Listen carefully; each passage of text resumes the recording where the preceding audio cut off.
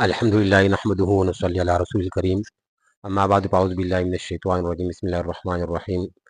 قال الله تعالى في كتابه المجيد: الذين ينقضون عهد الله من بعد ميثاقه ويقطعون ما أمر الله به أن يوصل ويفسدون في الأرض أولئك هم الخاسرون. صدق الله العظيم. زما د یورس کتونکو ناظرینو السلام علیکم ورحمت الله وبرکاتو. منګه ویډیو جوړوله اسلامي ویډیوګانې د هغوی سلسله شروع شوې ده د مخکې نه، چونکې یو څو ورځې په دې کې د حالاتو د وجې نه چې موږ په خپله لږ مصروف وو، د هغې د وجې نه یو څو ورځې غیرحاضري وشوه. د هغوی زه معذرت غواړم چې کوم کسان زموږ ویډیو ګوري په شوق باندې، نو زه بیا آینده دپاره انشاءالله تعالی چې ویډیو به په وخت باندې کېږي. د جماعت اسلامي مینار پاکستان کې چې کومه اجتماع وه په هغه کې موږ شرکت کړی و، د هغې په بنیاد د وجې نه زموږ نه موږ داسې بیا نوي ویډیو نه ده اپلوډ کړی.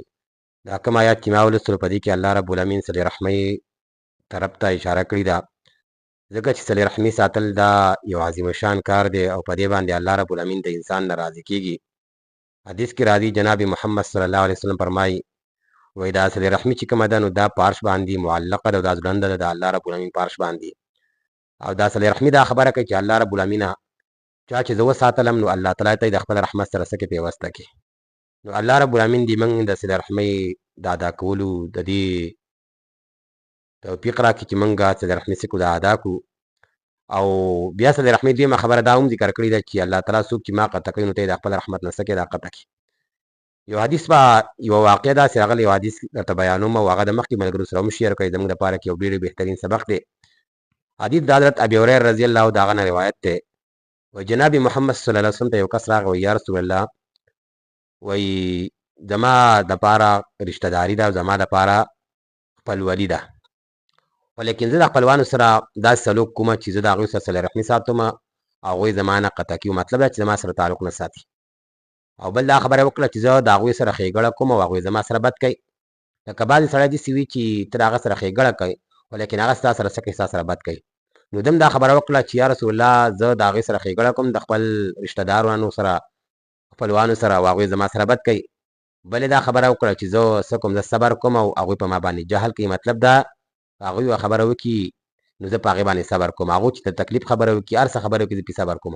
ولیکن که زما نه داسې یو قسم نه کوتاهي څه دغه وشي نو هغوی ما ته صبر نه کوي، ما ته بیا کنځلي کوي، ما ته ردي بدي وایي.